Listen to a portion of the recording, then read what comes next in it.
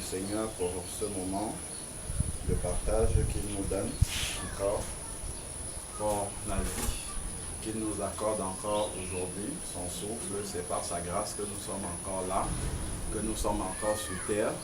Et si le Seigneur nous laisse encore le souffle de vie, c'est pour que nous puissions accomplir sa volonté sur la terre, marcher comme il veut, nous perfectionner davantage jusqu'à atteindre la stature parfaite de Christ, que nous puissions ressembler totalement à Jésus, parce que c'est ça qui est le plan du Seigneur pour tout être humain qui vit sur la terre. C'est ça le but vraiment suprême du Seigneur. Même la parole de Dieu nous dit également dans Éphésiens, chapitre 4, du verset 11 au verset 13, que les différents ministères, c'est-à-dire les différents services, les différentes responsabilités que le Seigneur donne dans l'Église, dans le corps de Christ, à savoir les apôtres, les prophètes, les évangélistes, les évêques, les pasteurs, les anciens,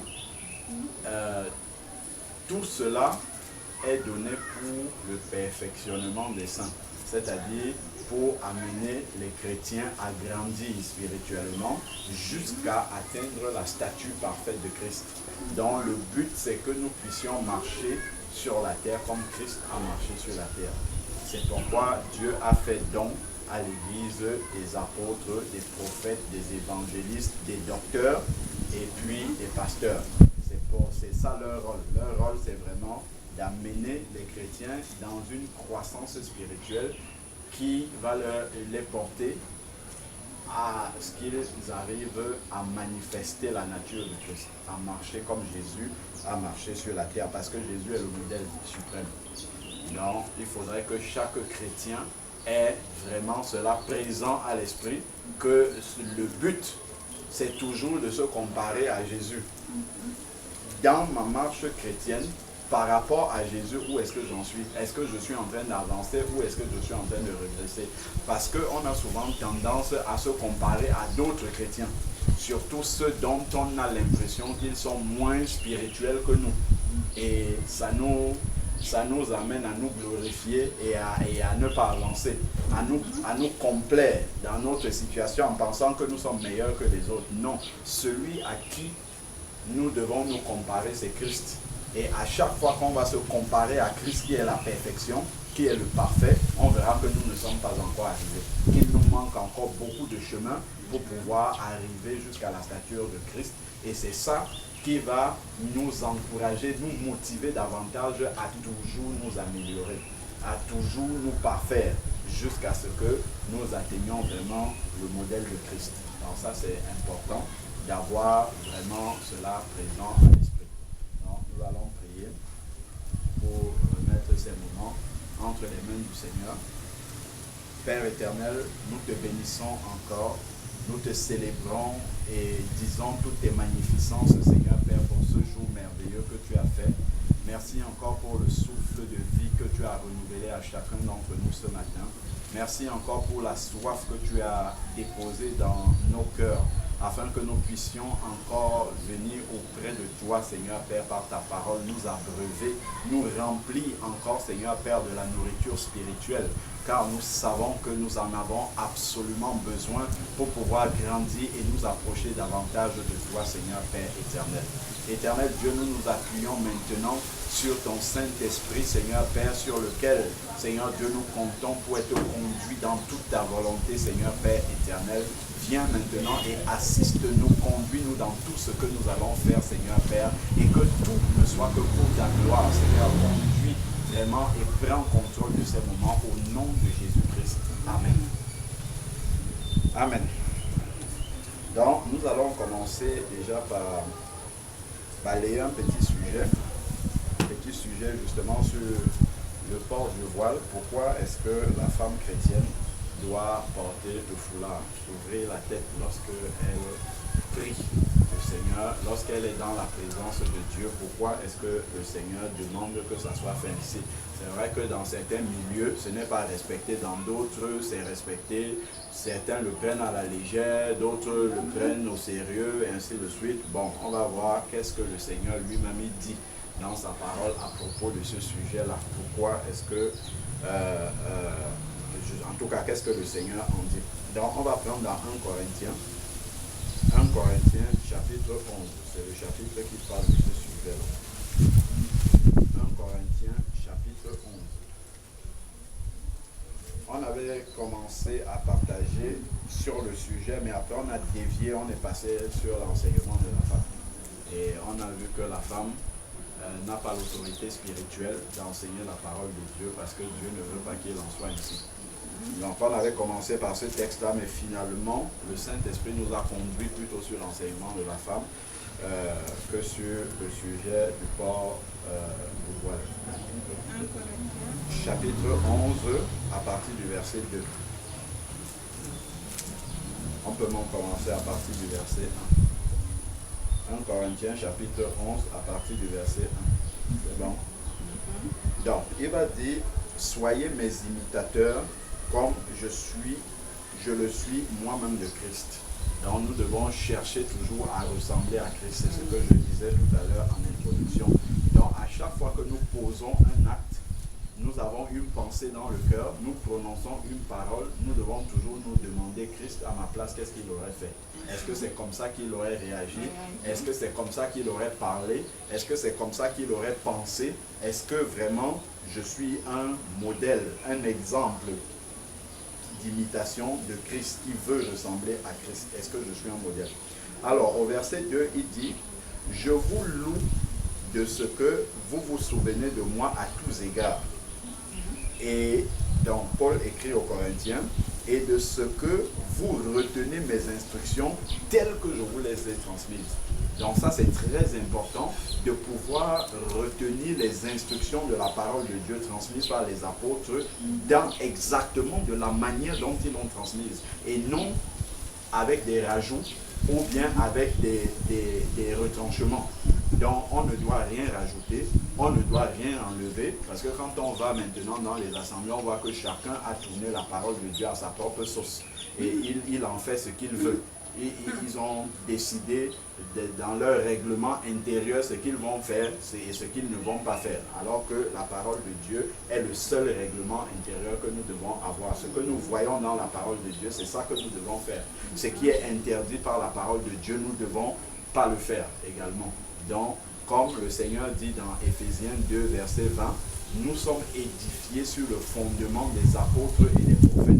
Jésus-Christ étant la pierre angulaire. C'est-à-dire que notre modèle, ce sont les apôtres et les prophètes. Et Jésus-Christ, qui est le coordonnateur, la pierre angulaire de tout. Donc, à chaque fois que nous voyons quelqu'un faire quelque chose, ou dire quelque chose, enseigner quelque chose, nous devons toujours vérifier, est-ce que Jésus a enseigné ce qu'il enseigne? Est-ce que les apôtres de Jésus ont enseigné la même chose? Ce qu'il est en train de faire, en train de pratiquer, est-ce que Jésus a pratiqué cela? Est-ce que les apôtres ont pratiqué cela? Si Jésus n'a pas enseigné et pratiqué ce que je vois pratiquer quelque part, je dois rejeter. Je dois savoir que ça ne vient pas de Dieu, ça. Ça vient des hommes. C'est Éphésiens 2, verset 20, qui nous dit que nous sommes édifiés, c'est-à-dire bâtis sur le fondement des apôtres. C'est-à-dire que notre modèle, c'est ce que les apôtres ont enseigné. Et les prophètes, et Jésus-Christ étant la pierre angulaire. Donc ça doit toujours être cela le modèle. Si on arrive quelque part, on dit, bon, voilà, nous ici, voici comment les choses se passent. Nous, quand on fait par exemple la collecte, on commence à lire les noms des gens en disant combien ils ont donné, on va dire non, Jésus, il a dit le contraire de ce que vous êtes en train de faire.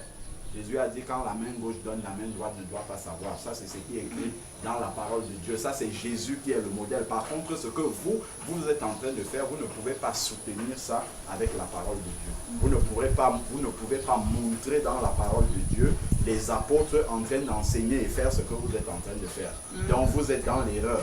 Et donc, moi, je ne vais pas faire ce que vous faites là. Parce que moi, je veux faire ce qui est dans la parole de Dieu. C'est pourquoi il dit ici, là, que je vous loue parce que vous vous souvenez de moi à tous égards, de ce que vous retenez mes instructions telles que je vous les transmises. Dans le chapitre 15 même de 1 Corinthiens, il va dire que vous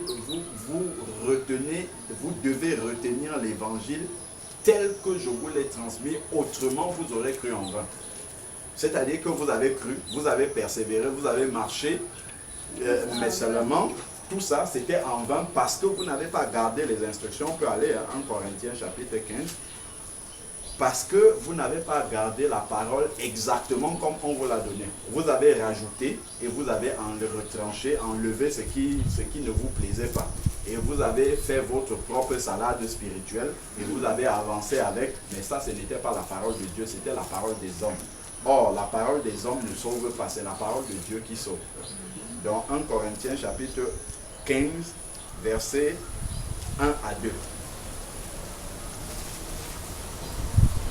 C'est bon. Non, là, tu es dans qui? Corinthiens, on revient. Corinthiens, c'est avant. C'est avant Éphésiens, c'est avant. Donc, Corinthiens, chapitre 15. C'est avant Galates, là. Voilà, ça c'est 2 Corinthiens, c'est encore avant. 1 Corinthiens, chapitre 15, au verset 1 à 2.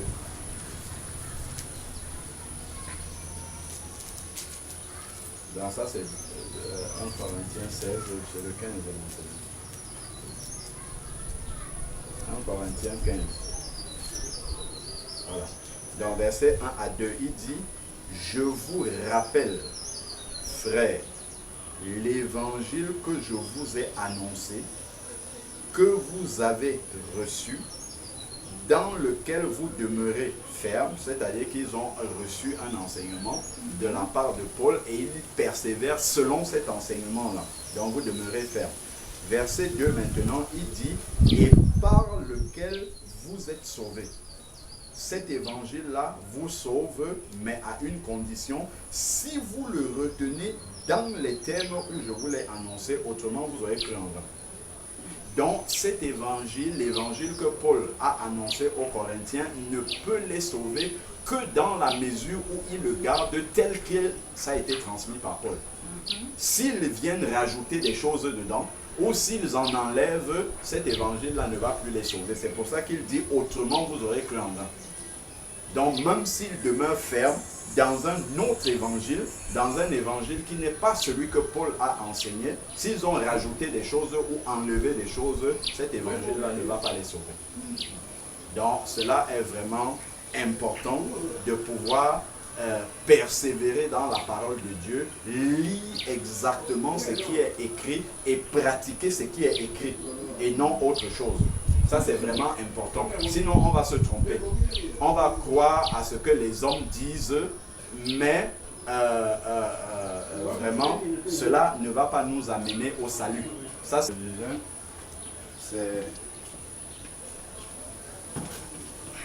l'évangile doit être retenu exactement tel qu'il a été enseigné par les apôtres, les prophètes, Jésus-Christ lui-même. Sinon, l'évangile que nous appliquons ne peut pas nous conduire au salut. C'est pour ça qu'il dit, autrement vous aurez cru en vain. C'est-à-dire qu'on peut se déplacer, on va à l'église tous les jours, on prie même, ainsi de suite. Mais si en vain, si ce n'est pas dans la vérité de la parole de Dieu qu'on persévère, tout ça, ça ne va servir à rien. Parce que la Bible dit dans Jean 12, verset 48, qu'à la fin, c'est cette parole-là qui va nous juger. Ce n'est pas le règlement intérieur de notre église qui va nous juger, ou bien ce que le pasteur a dit, ou les paroles que le prêtre a pu prononcer, mais ce sont les paroles de Jésus qui va nous juger. Donc il va ouvrir la Bible, et c'est sur la base de ce qui est écrit qu'il va nous juger. Jean 12, verset 48. C'est ce qui est écrit là. Évangile de Jean, chapitre 12, verset 48. Attention. Jean 12, verset 48. Il dit, celui qui me rejette et qui ne reçoit pas mes paroles. Celui qui me rejette, il faut noter les versets d'abord avant de les trouver. Celui qui me rejette et qui ne reçoit pas mes paroles a son juge. la parole que j'ai prononcée, c'est elle qui le jugera au dernier jour. Donc voilà. C'est cette parole qui jugera au dernier jour. Donc si Jésus a dit faites comme ça et nous allons faire autre chose que ce que nous voulons, le dernier jour Jésus va nous rappeler sa parole.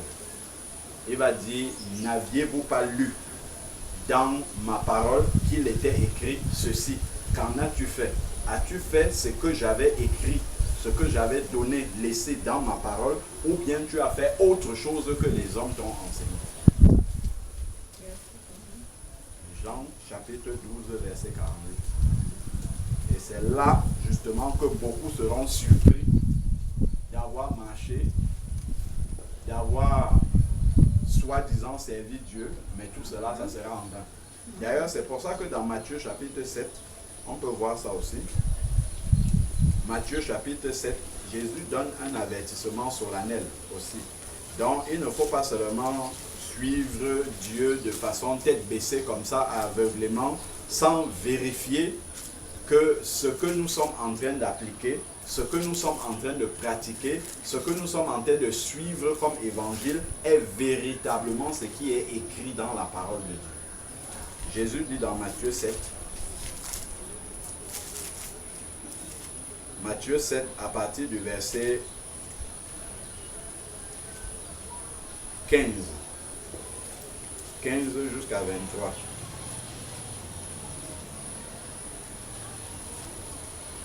Il faut noter le passage. Matthieu chapitre 7, verset 15 jusqu'à 23. Matthieu 7, 15 à 23.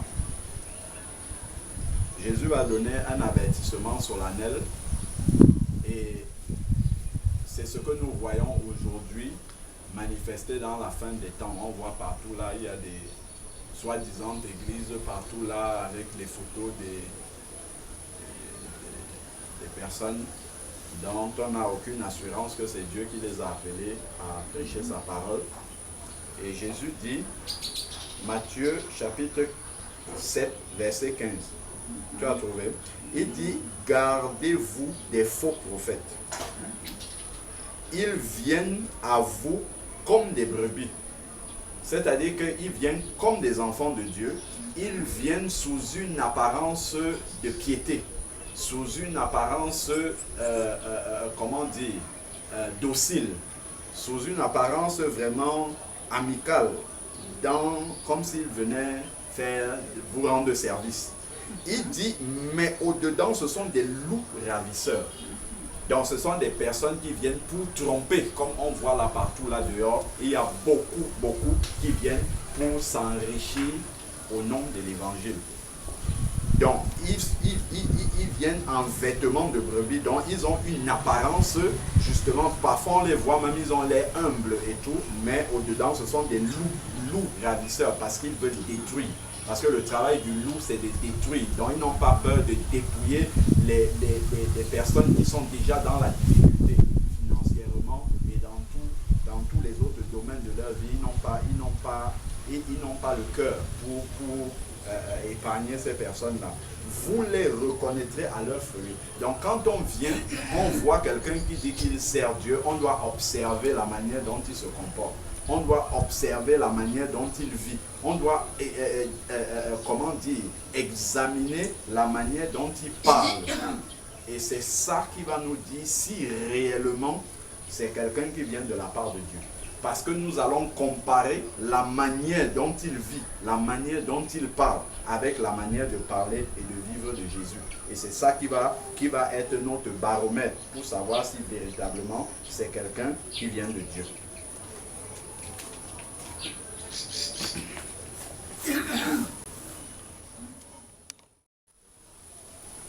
Malheureusement, c'est un travail que beaucoup de personnes ne font pas.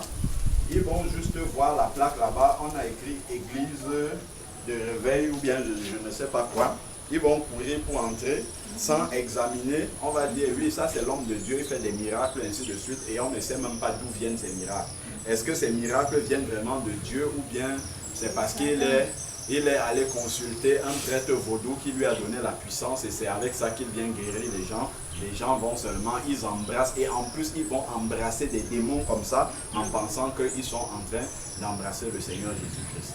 Donc voilà pourquoi nous devons toujours avoir le garde-fou de la parole de Dieu pour nous montrer si là où nous sommes c'est vraiment Dieu qui agit ou bien si c'est la puissance de Satan qui est en train d'agir ou bien les hommes qui sont en train d'agir. Donc il dit, vous les reconnaîtrez à leurs fruits. Donc c'est à leur manière de vivre qu'on va voir s'ils sont réellement de Dieu. Et il dit, cueille-t-on des raisins sur des épines ou des figues sur des chardons? Tout bon arbre porte de bons fruits. Verset 17. Tout bon arbre porte de bons fruits, mais le mauvais arbre produit de mauvais fruits. Un bon arbre ne peut porter de mauvais fruits, ni un mauvais arbre porter de bons fruits. Donc voilà comment tout arbre, verset 19, qui ne produit pas du bon fruit est coupé et jeté au feu. C'est donc à leurs fruits que vous les reconnaîtrez. Donc tous ces hommes de Dieu là, tous ces soi-disant pasteurs, même ceux qui disent qu'ils sont allés à l'école de théologie, tout ça, ce n'est pas comme ça qu'on devient un appelé de Dieu. C'est Dieu qui appelle les gens, ce n'est pas en allant à l'école qu'on devient un appelé de Dieu. Donc c'est en observant la manière dont ces personnes-là vivent. C'est ça qu'on appelle le fruit que leur vie produit. C'est là qu'on va attester que ça là, celui-ci, c'est vraiment quelqu'un qui vient de Dieu. C'est vraiment quelqu'un, parce que ce qu'il dit, c'est ce qu'il pratique. Ce qu'il dit, c'est ce qu'il fait. Et ce qu'il fait, c'est ce qu'il dit, et ça ressemble à ce que Jésus disait et faisait. Donc, et c'est là qu'on va voir véritablement si c'est quelqu'un qui vient de la part de Dieu ou bien si c'est quelqu'un qui s'est autoproclamé lui-même. Donc ensuite, verset 21 maintenant, il dit, quiconque me dit, Seigneur, Seigneur, n'entrera pas forcément dans le royaume des cieux. Donc ce n'est pas tous ceux-là qui disent là, Seigneur à gauche, Seigneur à droite, qui vont entrer dans le ciel. Ce n'est pas tous ceux qu'on voit passer la dimanche avec leur grosse Bible entre les mains qui vont entrer dans le royaume des cieux et qui disent Jésus à gauche, Jésus à droite. Donc ce n'est pas parce qu'ils ont Jésus dans leur bouche qu'ils entreront dans le royaume des cieux. Ça ne va pas influencer le Seigneur. Mais lui, ce qu'il regarde, c'est le fruit de la vie de la personne. C'est la manière dont la personne vit l'évangile, la manière dont il pratique l'évangile concrètement dans sa vie quotidienne de tous les jours. C'est ça qui intéresse le Seigneur. C'est bien d'aller écouter la parole de Dieu là où on la prêche, mais après il faut la mettre en pratique. Et c'est dans la pratique là que le Seigneur va nous évaluer. Ce n'est pas dans autre chose. Parce que lui, il considère que nous connaissons de la parole de Dieu uniquement ce que nous mettons en pratique. Si nous disons des choses théoriquement et que nous ne les mettons pas en pratique, Dieu considère qu'on ne le sait pas. Ce n'est que ce qu'on met en pratique qu'il considère qu'on sait de sa parole. Donc on peut connaître de Genèse à Apocalypse. Si je mets seulement Genèse en application, sans mettre tout le reste, il considère que je connais seulement Genèse. Donc c'est un peu pour donner un exemple. Ensuite, maintenant, il dit, quiconque, verset 21, me dit Seigneur, Seigneur, n'entrera pas forcément dans le royaume des cieux, mais celui-là seul qui fait la volonté de mon Père qui est dans les cieux. C'est-à-dire celui-là seul qui pratique la parole de Dieu. Celui-là seul qui met en pratique la parole de Dieu dans sa vie quotidienne. C'est lui qui entrera dans le royaume des cieux. Et non celui qui a Jésus dans sa bouche et son comportement est autre. Lui, il n'entrera pas. Mais celui qui va entrer, c'est celui qui met en pratique la parole de Dieu. C'est celui qui fait ce que la parole de Dieu recommande. C'est lui qui entrera dans le royaume des cieux. C'est pour ça qu'il disait dans Jean 12, verset 48, que c'est cette parole-ci qui va nous juger au dernier jour. Donc c'est la mise en pratique de ce qui est écrit là. C'est ça que le Seigneur va regarder dans notre vie. Est-ce que c'est ce que nous avons mis en pratique ou est-ce que nous avons décidé de notre propre, de ce que nous avons voulu mettre en pratique et que nous l'avons mis en pratique. Mais ça, ce n'est pas ce qui venait de l'Éternel, et là on sera déçu. C'est pourquoi il disait que nous aurons cru en vain dans 1 Corinthiens, chapitre 15, verset 1 au verset 2. Donc continuons maintenant, le verset 22, nous sommes dans 1 Corinthiens 7, verset 22, il dit « Beaucoup me diront en ce jour-là ». C'est le jour du jugement. Matthieu 7, verset 22. Beaucoup. Nous sommes dans Matthieu 7, et puis on n'a pas bougé. Je donnais juste les références de ce qu'on a lu avant. Donc Matthieu 7, verset 22, il dit « Beaucoup me diront en ce jour-là ». Il parle du jour du jugement. Le jour où viendra la fin. Il dit « beaucoup ».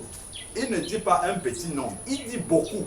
Ça nous montre vraiment que parmi tous ceux qu'on voit là, qui parlent de Dieu, qui ont Jésus dans leur bouche, il y en a très peu qui vont entrer dans le royaume des cieux. Très très peu. C'est pour ça que Jésus va dire un peu plus avant là, large est le chemin qui mène à la perdition. Il y en a beaucoup qui passent par là, mais étroit et resserré est le chemin qui mène à la vie. Il y en a peu qui le trouvent. Donc ça sera un petit nombre qui entrera dans le royaume des cieux. Et d'ailleurs quand Jésus parle de son prochain retour, c'est dans Matthieu chapitre 24 au verset 36-37, il dit qu'il en sera de même qu'au temps de Noé. Et nous savons qu'au temps de Noé, seules 8 personnes ont été sauvées. Il y avait Noé, il y avait sa femme, il y avait ses 3 fils, Sem, Cam et Japheth et leurs épouses. Ça fait 8 personnes. Et les historiens nous disent qu'au temps de Noé, il y avait à peu près 2 milliards de personnes qui vivaient sur la terre. Mais Dieu n'a pas vu que, comme il y a jusqu'à 2 milliards et que seuls 8 sont prêts à entrer dans le royaume des cieux, je vais changer les règles pour entrer dans le royaume des cieux pour que le plus grand nombre soit sauvé. Non. S'il arrive et qu'il n'y en a que 8 sur 2 milliards qui répondent aux critères de la parole de Dieu, il prend les 8 là et il laisse les 2 milliards moins 8 personnes. C'est comme ça. Ça, c'est la justice de Dieu. Donc, n'attendons pas au dernier jour pour dire Seigneur, pardon, pardon. C'est maintenant que nous devons regarder la parole de Dieu et la mettre en pratique. C'est pour ça qu'il dit ici, Matthieu 7, verset 22, il dit beaucoup me diront. Ce n'est pas un petit nombre, il dit beaucoup. Donc c'est la majorité qui dira ça. Parmi ceux qu'on appelle chrétiens et ainsi de suite, il dit beaucoup me diront en ce jour-là, Seigneur, Seigneur. Donc ils reviennent encore pour dire Seigneur, Seigneur. Seigneur, Seigneur, n'est-ce pas en ton nom que nous avons prophétisé? Donc certains sont venus faire des prophéties. Tu auras beaucoup d'argent, ainsi de suite. Pourquoi? Parce que tu lui as donné une enveloppe. Et il dit ici là, n'est-ce pas en ton nom? Et il dit au nom de Jésus, le Seigneur dit qu'il t'arrivera ça. Ils disent des bonnes aventures pour chatouiller les oreilles des gens. Et les gens sont contents, ils donnent de l'argent et après rien de tout cela n'arrive. Ou bien même des choses qu'ils ont dit arrivent, mais ce sont des choses qui viennent du diable. Donc, le Seigneur dit, n'avons-nous pas prophétisé en ton nom?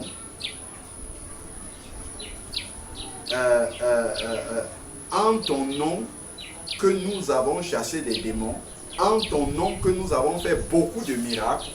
Et Jésus va leur dire une chose au verset 23, alors je leur déclarerai, je ne vous ai jamais connu, retirez-vous de moi, vous qui commettez l'iniquité. Et c'est là où il y aura des pleurs et des grincements dedans. Retirez-vous de moi, vous qui commettez l'iniquité. C'est-à-dire, ce sont des gens qui ont fait beaucoup de choses, soi-disant au nom de Jésus, mais que Jésus n'avait pas envoyé du tout et qui ne pratiquaient pas la parole de Jésus. Qui ne mettaient pas en pratique les commandements du Seigneur. Ils avaient une belle apparence devant les hommes, mais dans leur intimité, dans leur vie privée, ce n'étaient pas des gens qui obéissaient à la parole de Dieu. Donc, on voit vraiment que tout peut être caché aux yeux des hommes, mais par contre, devant le Seigneur, ce n'est pas caché et il y aura un jour pour rendre des comptes. Et devant la justice de Dieu, nul ne pourra se cacher. On peut regarder encore dans Luc chapitre 6, verset 46. Luc chapitre 6, verset 46. Il y a une parole solennelle que le Seigneur Jésus a donnée dans ce passage-là. Luc, oui, c'est après Marc. Luc chapitre 6, verset 46. Parce que quand ils disent Seigneur, Seigneur, n'avons-nous pas prophétisé? Jésus dit que ce n'est pas tous ceux qui disent Seigneur, Seigneur qui entreront dans le royaume des cieux. Pourquoi? Parce que derrière le mot Seigneur, il y a quelque chose de très important. Quand tu dis Seigneur, ça veut dire maître. Ça veut dire que c'est lui, c'est à lui que tu obéis. Parce qu'un esclave, en fait, obéissait en tout point à son maître. Donc quand je dis Seigneur, ça suppose que celui que j'appelle Seigneur, je dois lui obéir en tout point.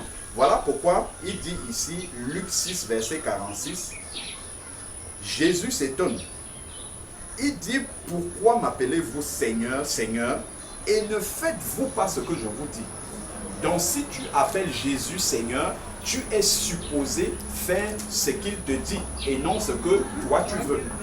Tu es censé soumettre ta volonté à celle de Jésus et non appliquer ta propre volonté. Donc, voilà vraiment des éléments qui nous montrent à quel point l'obéissance à la parole de Dieu est capitale, essentielle dans la vie d'un enfant de Dieu. Retournons dans le texte qui nous a amenés jusque-là, c'était 1 Corinthiens 11. Pour comprendre pourquoi nous ne devons pas négliger et se dire, ah, ça c'est un détail, moi je ne vais pas mettre ça en application. Est-ce que Jésus regarde même? On voit bien qu'il dit qu'à la fin, c'est sa parole qui va nous juger. Il va ouvrir la Bible, il va dire, voilà, ça là, tel texte là, est-ce que tu n'as pas vu que c'est ce que je demandais? Donc c'est pourquoi nous avons le devoir de passer du temps dans la parole de Dieu, de méditer la parole de Dieu pour savoir ce que Jésus attend de ses disciples, attend de ses enfants. Chapitre 11, nous y étions déjà, on avait commencé et on était au verset 2, où il disait aux Corinthiens de retenir l'évangile tel qu'il a transmis. Et on a bifurqué en expliquant le bien fondé, l'intérêt de pratiquer l'évangile sans rien retrancher et sans rien rajouter. Pour montrer que le danger qu'il y a à rajouter ou à retrancher ou à pratiquer ce qu'on veut et non ce que le Seigneur Jésus a enseigné et que ses apôtres ont enseigné. C'est pour ça qu'on est allé dans tous ces textes-là, pour nous montrer que si tu pratiques ce que tu veux pratiquer et non ce que Jésus a enseigné, à la fin il te dira, je ne te connais pas. Parce que la parole que tu as pratiquée n'est pas la sienne. C'est ce que tu as fait, ce que toi tu avais envie de faire, mais ce n'est pas ce que Jésus lui demandait dans sa parole de faire. Alors donc, passons au verset 3 maintenant. 1 Corinthiens chapitre 11 verset 3.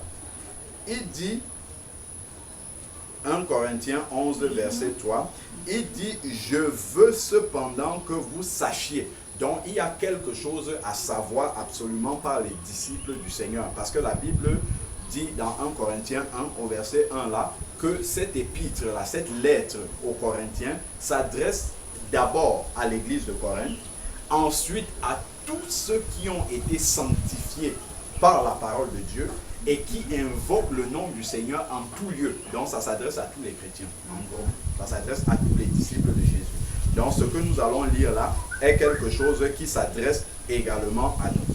Donc il dit, je veux cependant que vous sachiez que Christ est le chef de tout homme. Donc Christ est la tête. Tout homme qui est sur la terre, Christ est son chef. Qu'il soit chrétien, qu'il soit bouddhiste, qu'il soit n'importe quoi, Christ est son chef. Le jour où il va se convertir à Christ, il reconnaîtra Christ comme étant son chef, mais bien qu'il ne le reconnaisse pas parce qu'il est païen, Christ est quand même son chef. Alors donc, Christ est le chef de tout homme. L'homme maintenant est le chef de la femme, c'est-à-dire le responsable de la femme, la tête de la femme. Et on était entré dans Genèse 3 pour montrer comment, lorsque l'homme et la femme ont péché, Dieu est venu, il a commencé par demander à Adam d'abord, est-ce que tu as mangé le fruit dont je t'avais défendu? Parce que c'était lui le responsable. Donc c'est lui qui porte la responsabilité devant Dieu. Donc l'homme est le chef de la femme, le responsable de la femme, la tête de la femme. Et Dieu est le chef de Christ. Bon, ça c'est l'ordre du gouvernement de Dieu. Il y a Dieu, Christ, l'homme et ensuite la femme. Maintenant il dit ici, à cause de cette hiérarchie spirituelle-là, Ce n'est pas une hiérarchie au sens des hommes, où l'homme maintenant va dire que la femme est son esclave. Non, ce n'est pas dans ce sens-là. Non. Ce n'est pas dans le sens des sociétés machistes humaines, là, de telles qu'on voit. Non, pas du tout. Parce que ce n'est pas comme ça que Christ lui nous traite. Donc, c'est vraiment dans un sens de la responsabilité spirituelle. C'est de ça qu'il est question. Donc, au verset 4 maintenant, à cause de cette hiérarchie spirituelle-là, il dit, tout homme qui prie ou qui prophétise la tête couverte, c'est-à-dire avec quelque chose qui couvre sa tête, ou un chapeau, ou un bonnet, ou en tout cas quelque chose qui couvre sa tête, il déshonore son chef qui est Christ. Ça veut dire que quand on voit le pape avec un chapeau sur la tête, il déshonore Christ qui est censé être son chef. C'est-à-dire qu'il ne reconnaît pas que Christ est son chef. C'est ça que ça veut dire. Le prêtre qui couvre sa tête avec on ne sait quoi, il montre aux yeux de tout le monde. Parce que si les catholiques lisaient la Bible, eux-mêmes, ils devaient savoir que leurs dirigeants ne sont pas soumis à Christ. Ne reconnaissent pas Christ comme étant les chefs. Parce qu'ils déshonorent Christ avec la couverture qu'ils mettent sur leur tête. Eux aussi, ils ont la Bible. Ils ont les mêmes textes. Alors, donc, ensuite, maintenant, il dit, toute femme, au contraire, qui prie ou qui prophétise la tête non voilée, c'est-à-dire la tête non couverte, déshonore son chef. C'est comme si elle était rasée. Donc, une femme, quand elle prie ou qu'elle prophétise, donc quand elle est dans la présence de Dieu, elle sait déjà que ça peut lui arriver de prier d'un moment à l'autre. Donc, il faut qu'elle se couvre la tête. Et l'homme, par contre, ne doit pas se couvrir la tête. Et après, il va nous expliquer pourquoi il en est ainsi.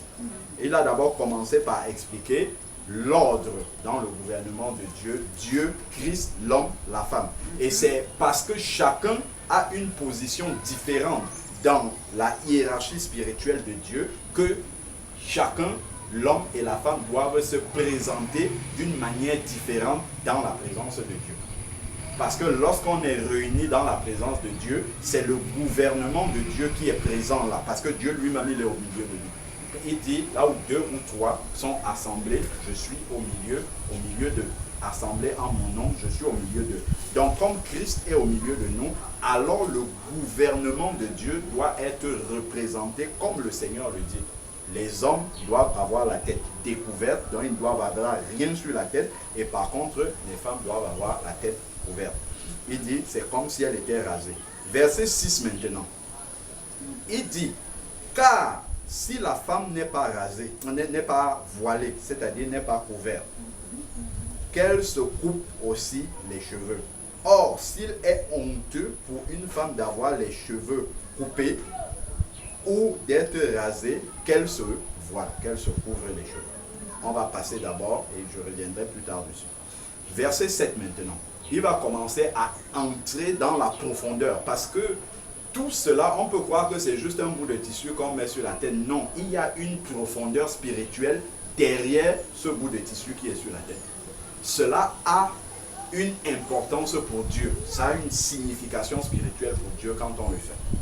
Il dit, l'homme ne doit pas se voiler la tête. Il ne doit pas se couvrir la tête. Pourquoi? Puisqu'il est l'image et la gloire de Dieu. L'homme ne doit pas se couvrir la tête parce qu'il est l'image et la gloire de Dieu. Qu'est-ce que ça veut dire?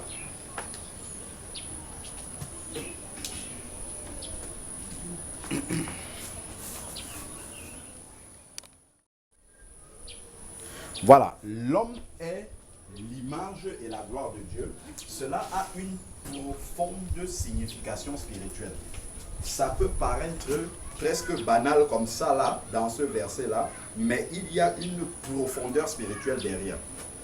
Comme l'homme est l'image et la gloire de Dieu, lorsqu'on est dans la présence de Dieu, seule la gloire de Dieu doit être visible. Voilà pourquoi si l'homme couvre sa tête, en fait, il cache la gloire de Dieu. Il couvre la gloire de Dieu. Or, la gloire de Dieu doit être visible dans la présence de Dieu. D'accord? Voilà pourquoi l'homme ne doit pas couvrir sa tête. Parce que s'il couvre la tête, étant l'image et la gloire de Dieu, il cache et il couvre la gloire de Dieu. Et Dieu ne veut pas ça. Il veut que sa gloire soit visible. Et maintenant, il dit, tandis que la femme est la gloire de qui? De l'homme. Donc de son chef. Donc, par contre, la femme doit couvrir sa tête. Pourquoi? Pour cacher la gloire de l'homme. Parce que seule la gloire de Dieu doit être visible. Je recommence encore. L'homme est l'image et la gloire de Dieu. Quand les enfants de Dieu sont réunis, la gloire de Dieu doit être visible. Donc voilà pourquoi l'homme doit laisser sa tête découverte, pour qu'on voit la gloire de Dieu. Par contre, la femme est la gloire de l'homme. Donc on doit cacher la gloire de l'homme afin que seule la gloire de Dieu soit visible. Donc voilà pourquoi l'homme, lui, doit découvrir sa tête. Il ne doit pas cacher la gloire de Dieu. Et la femme, par contre, elle doit cacher parce qu'elle est la gloire de l'homme. Donc il faut cacher la gloire de l'homme et qu'on voit seulement la gloire de Dieu. Voilà l'explication spirituelle qu'il y a derrière tout cela. Donc quand une femme ne couvre pas ses cheveux, et il y a des hommes qui sont là aussi qui n'ont pas couvert leurs cheveux, la gloire de Dieu est visible et la gloire de l'homme aussi est visible. Or, la gloire de l'homme doit être cachée dans la présence de Dieu, afin que seule la gloire de Dieu reste. Voilà pourquoi Dieu demande justement de couvrir aux femmes et de découvrir pour les hommes. Donc ça, c'est très, très important à comprendre. C'est écrit dans un seul verset ici, mais les gens lisent ça vite fait, ils passent dessus sans comprendre ce qu'il y a derrière.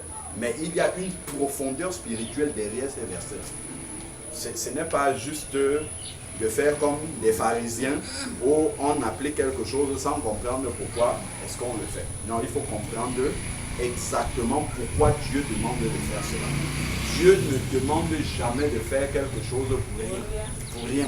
Il y a toujours une explication derrière. Il y a toujours une profondeur spirituelle derrière chaque chose que Dieu demande. Donc, verset 8 maintenant. En effet, l'homme n'a pas été tiré de la femme. L'homme n'a pas été tiré de la femme, mais la femme a été tirée de l'homme.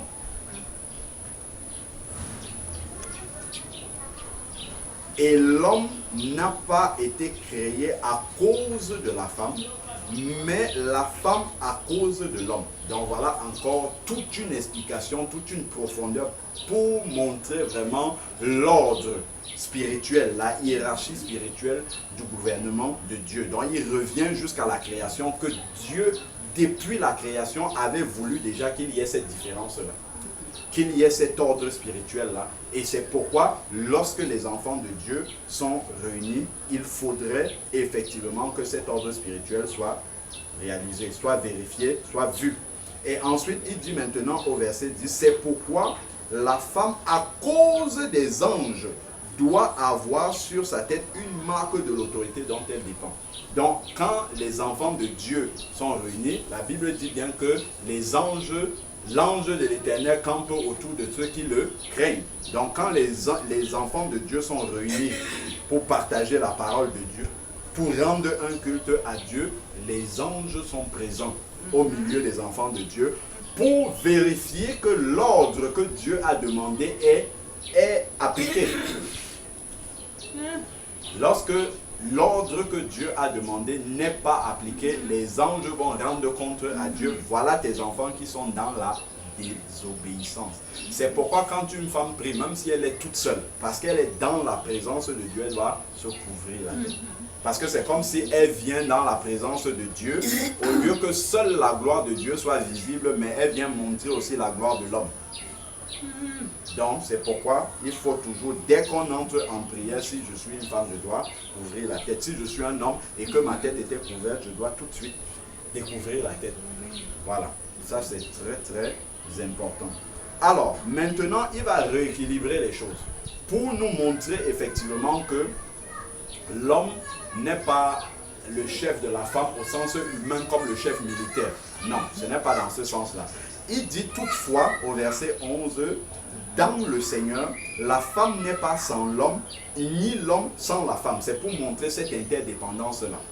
Verset 12 maintenant.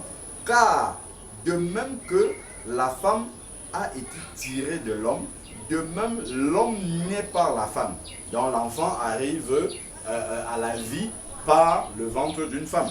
Donc il passe par la femme. Donc l'homme n'est pas sans la femme. Et tout vient de Dieu. Donc voilà cet équilibre-là qu'il y a, cette interdépendance-là. Donc ce n'est pas chef au sens humain de chef militaire, je donne mes ordres et puis on n'a pas à contester. Voilà, ce n'est pas dans le sens humain. C'est vraiment une hiérarchie spirituelle. Donc les choses doivent être appliquées non selon la chair, mais selon l'esprit. Donc ensuite, maintenant, au verset 13, il dit, jugez-en vous-même. Il pose la question aux Corinthiens. Jugez-en vous-même s'il est convenable qu'une femme prie Dieu sans être voilée. Est-ce que c'est bien? Avec toutes les explications qu'on a vues là.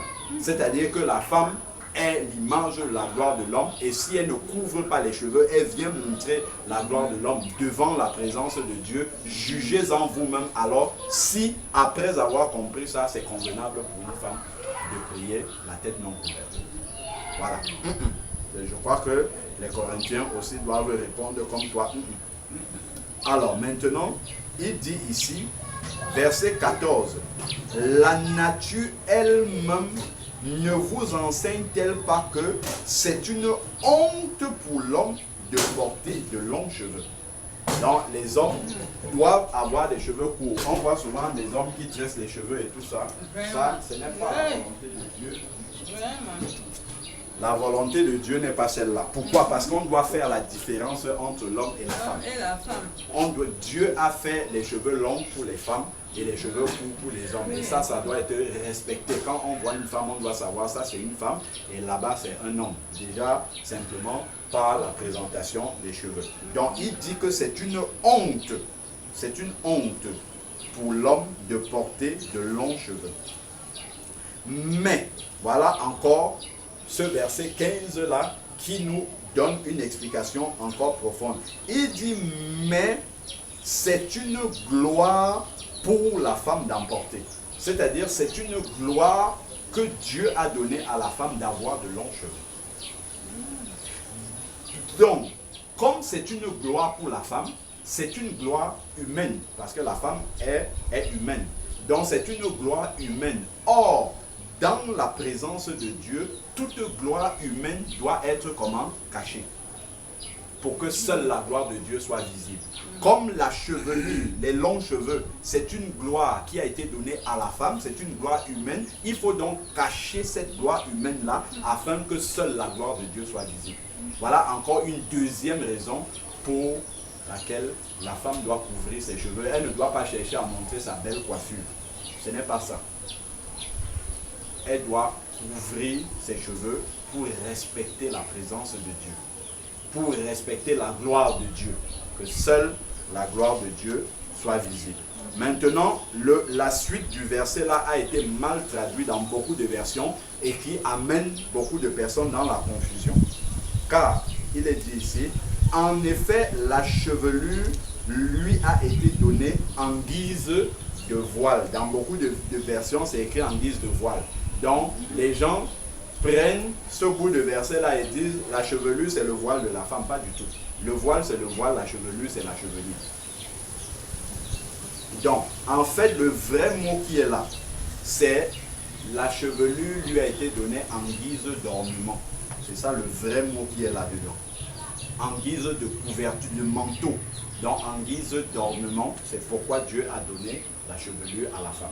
Et comme c'est une gloire pour elle, il faudrait que cette gloire humaine-là soit cachée dans la présence de Dieu. Donc autrement, quand elle n'est pas dans les moments de prière, de prophétie, et ainsi de suite, elle peut montrer cette gloire que Dieu lui a donnée, c'est-à-dire montrer ses cheveux. Mais par contre, quand c'est dans la présence de Dieu, il faut que seule la gloire de Dieu soit visible. Et ça, c'est pratique. Donc ensuite, il va terminer maintenant au verset 16. Il dit, si quelqu'un se plaît à contester, on dirait que Paul savait déjà que ce passage-ci de la parole de Dieu va être contesté. Les gens vont discuter dessus. Et c'est vrai qu'aujourd'hui, beaucoup beaucoup de sœurs ne veulent pas obéir à ce commandement qui est pourtant très simple à obéir.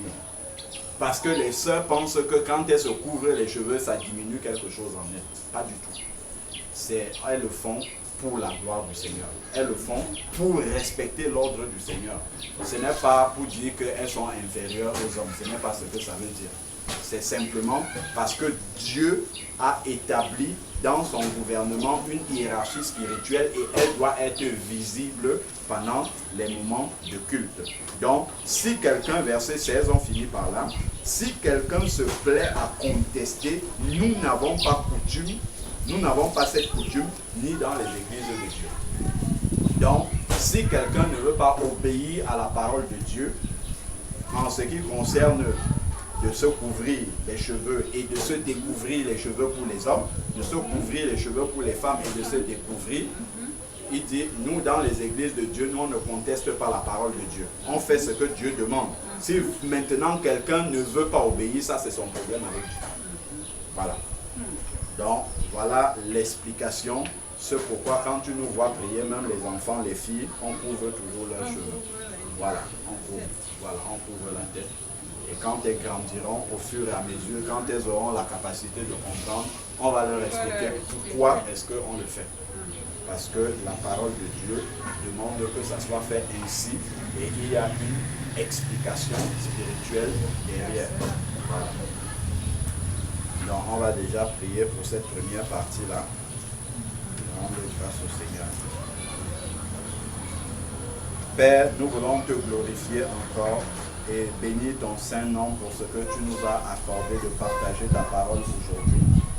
Seigneur Dieu, sois encore élevé, sois magnifié pour tout ce que tu nous as accordé de comprendre de ta parole aujourd'hui.